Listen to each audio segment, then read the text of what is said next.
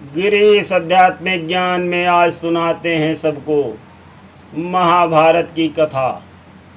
जब भगवान श्री कृष्ण के द्वारा तरह तरह से समझाने के बाद समझौते के सारे रास्ते बंद हो जाते हैं और कौरव दल अभिमान में भर करके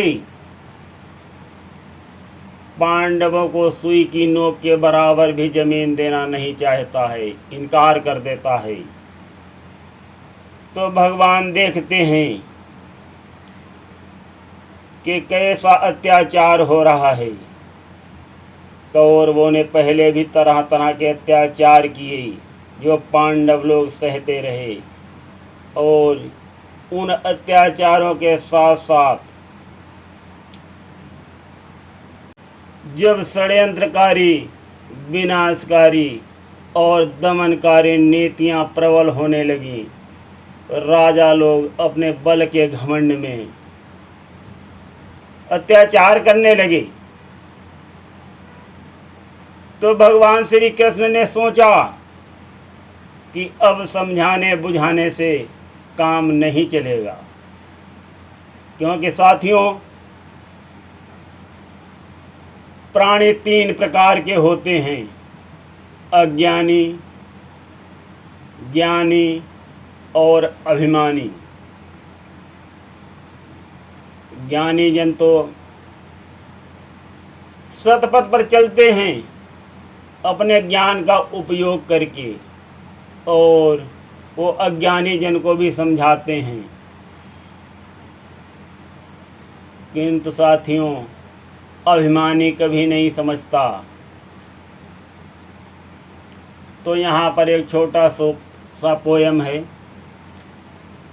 ज्ञानी जन सुंदर पथ चुनकर अज्ञानी तक पहुँचाते हैं, अज्ञानी जन उस पथ पर चल निज जीवन सफल बनाते हैं।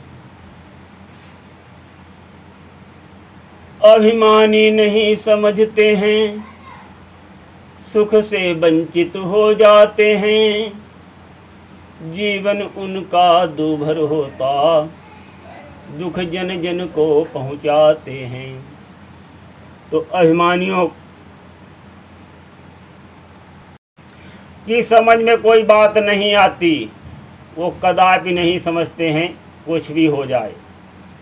तो यहाँ पर भगवान श्री कृष्ण ये सब सोच समझ कर जब सारथी बन कर चले प्रभु युद्ध के मैदान को, भार हरने भूमिका और तोड़ने अभिमान को, कौरवों का मिट गया सब दंभ छल अभिमान का, रण मध्य में प्रगटा अलौकिक तेज जब भगवान का, करनी का फल सबको दिया तोड़ा नहीं सम्मान को, जब सारथी बन कर चले प्रभु युद्ध के मैदान को। तो साथियों, यहाँ पर ये बताने के लिए मैंने ये लिखा है कि भगवान ने आखिर किसका घमंड तोड़ा। कौरव दल की सेना में तो परम पूज्य भीष्म पितामह जी थे, गुरु द्रोणाचार्य थे, महादानवीर कर्ण थे, कृपाचार्य जी, अश्वत्थामा, बहुत बड़े बड़े योद्धागण थे साथियों। तो सब भगवान के भक्त भी थे। तो भगवान को कैसे पता चला कि इनके दिलों में अभिमान है, घमंड है इनको बल का? तो अंतर्यामी से कुछ भी छुपा नहीं होता है। भगवान त्रिलोकी नारायण सब कुछ जानते हैं साथियों। भगवान ने एक बार भीष्म पितामह जी से पूछा कि आप कौरवों का साथ क्यों दे रहे हैं? तो भीष्म पिताजी कहने लगे कि मैंने प्रतिज्ञा की है।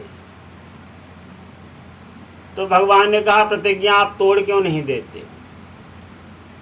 कौरव इतने बड़े बड़े अन्याय कर रहे हैं और आप कहते हो मैं प्रतिज्ञा किए हूं। लानत है ऐसी प्रतिज्ञा पर, भगवान श्री कृष्ण ने कहा भीष्म पितामह। साथियों, भीष्म पितामह लाल हो गए, गुस्से में हो गए, कहने लगे कि आपने कह कैसे दिया कि मैं अपनी प्रतिज्ञा तोड़ दूं। भगवान नारायण ने कहा कि प्रतिज्ञा आपने अपनी मर्जी से की है, आपकी मर्जी इस संसार में नहीं चलती है, यहाँ मर्जी एक ही की चलती है, परम पिता परमात्मा की। और भगवान ने भीष्म पितामह जी से कहा कि चलो कोई बात नहीं, आप अपनी प्रतिज्ञाबद्ध रहिए, किंतु पांडवों का हक उनको दिला दीजिए।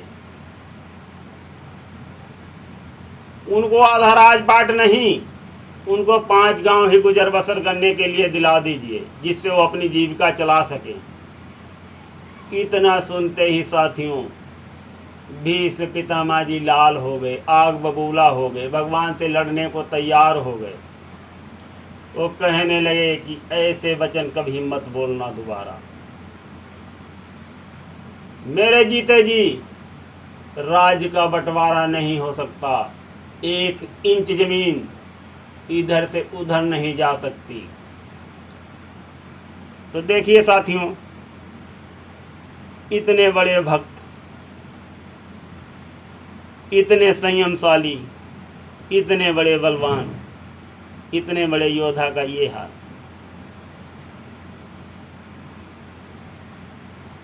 जो भीष्म पितामह परम पूज्य माने जाते हैं, उनके भी ऐसे विचार थे। तो यहाँ पर घमंड साफ झलकता है। यही हाल दानवीर कर्ण का था। दुर्योधन तथा कौरव दल तो अत्याचारी थे ही, साथ में ये बड़े बड़े महारथी योद्धा, इन लोगों ने भी द्रौपदी का चीरहरण देखा, मौन रहे, अपराध किया। भगवान नारायण के गले ये बात नहीं उतरती। वो सोच रहे हैं कि उस कृत्य का दंड मिलना इनको आवश्यक है। तो साथियों, मेरा कहने का मतलब ये है कि अगर कहीं अत्याचार हो रहा है, अगर आप बलशाली हैं तो आप उसको रोकिए, और अगर निर्बल हैं, नहीं रोक सकते, तो वहां से चले आइए। महात्मा विदुर जी ने भी यही किया था। जब द्रौपदी का चीरहरण हुआ, उन्होंने टोका कि ऐसा कृत्य मत करो जिससे दुनिया कभी माफ नहीं करेगी, जनता कभी जिसको माफ न करे। किंतु उनकी नहीं चली, क्योंकि वो निर्बल थे। और कहीं साथियों, इसी जगह पर भीष्म पितामह जी उठकर खड़े हो जाते और कह देते, यह दुर्योधन तू ऐसा नहीं कर सकता, या महारथी कर्ण इसका विरोध कर देते, तो शायद ये घटना टल जाती और महाभारत का युद्ध भी नहीं होता। तो साथियों, हम नहीं समझ पाते हैं कि हमारे मन में क्या है और हम क्या कर रहे हैं। कभी कदार हम गलतियां करते हुए भी अपने को ही अच्छा मानते हैं कि मैं ही अच्छा कर रहा हूं। तो इसी प्रकार सभी योद्धाओं के मन में अभिमान का अंकुर जमा हुआ था, और जिससे पृथ्वी का भार भी बहुत भारी हो रहा था, पृथ्वी डोलने लगी थी, वही भगवान श्री कृष्ण ने देखा और खुद युद्ध के मैदान को सारथी बन करके चल दिए कि आओ मेरे साथ, अर्जुन को साथ लेकर के। और श्री अर्जुन मात्र तो दिखावा थे, चक्र तो भगवान का ही चल रहा था। तो भगवान ने कहा भी है, जब अर्जुन मोहित हुए हैं, अर्जुन को दृश्य भी दिखाया कि अर्जुन ये मत सोचो कि मैं मार रहा हूं, मार तो मैं रहा हूं और मर भी मैं रहा हूं। ये अर्जुन को साक्षात भगवान श्री कृष्ण जी ने दिखाया था।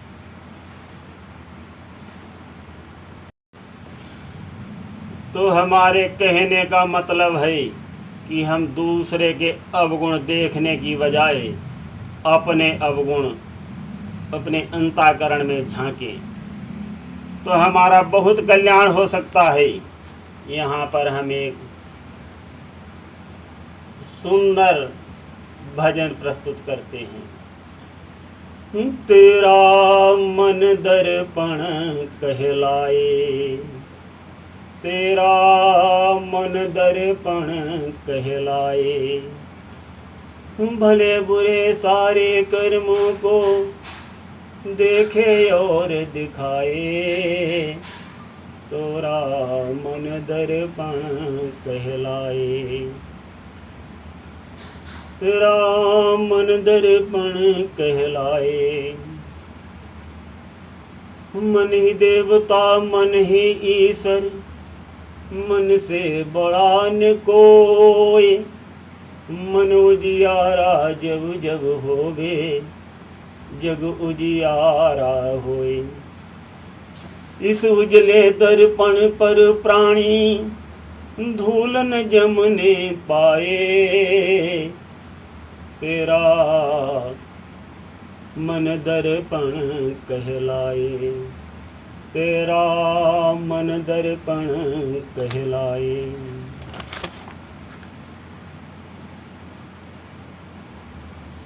सुख की कलियां दुख के कांटे, सुख की कलियां दुख के कांटे, मन सबका आधार, मन से कोई बात छुपे ना, मन के नैन हजार। जग से चाहे भाग ले कोई, मन से भाग न पाए,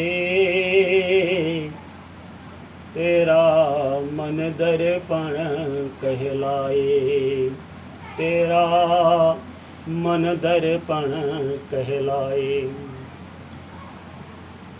तन की दौलत ढलती छाया,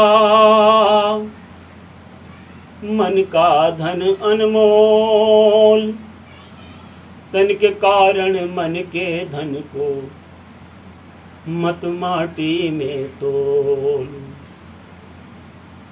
वो मन की कद्र भूलने वाला, व्यर्थ ही जन्म गमाए,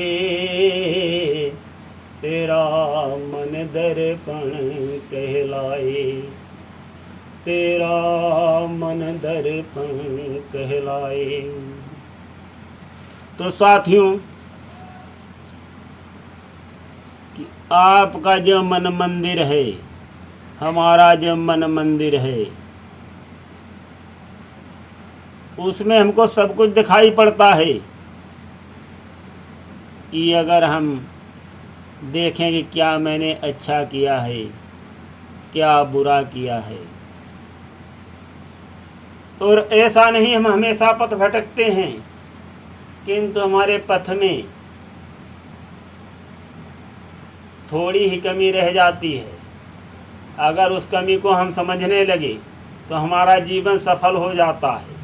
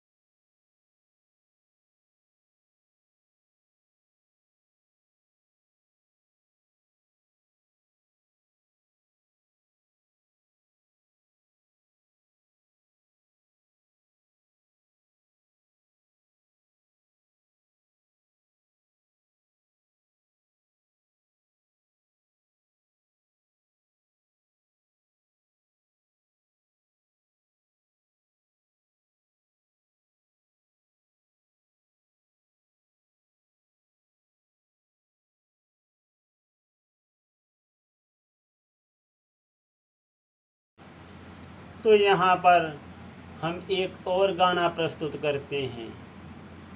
ये गाना है भगवान को किस तरीके से बुलाना चाहिए और कैसे भगवान दौड़ के चले आते हैं। तो जब द्रौपदी महारानी द्रौपदी का चीरहरण हो रहा था, तब उन्होंने देखा कि हमारे इतने बलशाली 5 पति सभी मौन बैठे हैं, कोई मेरी तरफ देख भी नहीं रहा है। तब उन्होंने भगवान को आवाज लगाई। तो एक प्रस्तुत भजन, हरे कृष्ण गोविंद मोहन मुरारे, यही नाम मुख में हो हरदम हमारे। हरे कृष्ण गोविंद मोहन मुरारे, यही नाम मुख में हो हरदम हमारे। दुशासन ने जब हाथ अपने बढ़ाए, तो दृगबिंदु थे द्रौपदी ने गिराए। श्री कृष्ण जी द्वारिका से सिधाए, अमित रूप बन कर के साड़ी में आए। घटापट नहीं वो सभी दुष्ट हारे, हरे कृष्ण गोविंद मोहन मुरारे, यही नाम मुख में हो हरदम हमारे। हरे कृष्ण गोविंद मोहन मुरारे। तो इस प्रकार से जब भावुक होकर के महारानी द्रौपदी ने भगवान को आवाज लगाई, तो भगवान चीर में प्रकट हो गए। तो और कहाँ प्रकट हुए? तो एक बार क्या हुआ, गज और ग्राह आपस में लड़ गए। सरोवर में गजग्राह की थी लड़ाई, तो गजराज की शक्ति नाकाम आई। कहीं से मदद जब नहीं उसने पाई, दुखी हो के आवाज हरि को लगाई। गरुड़ छोड़ कर नंगे पैरों पधारे, हरे कृष्ण गोविंद मोहन मुरारे, हरे कृष्ण गोविंद मोहन मुरारे, यही नाम मुख में हो हरदम हमारे। और किसने पुकारा भगवान को भावुक होकर? ओ जामिल अधम में न थी क्या बुराई, मगर आपने उसकी बिगड़ी बनाई।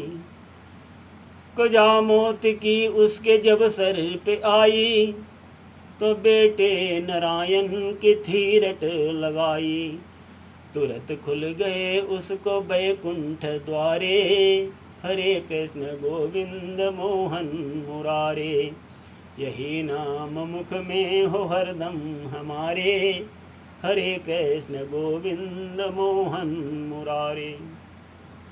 तो साथियों, इस प्रकार से भावुक होकर भगवान को बुलाना चाहिए तो भगवान अवश्य आएंगी।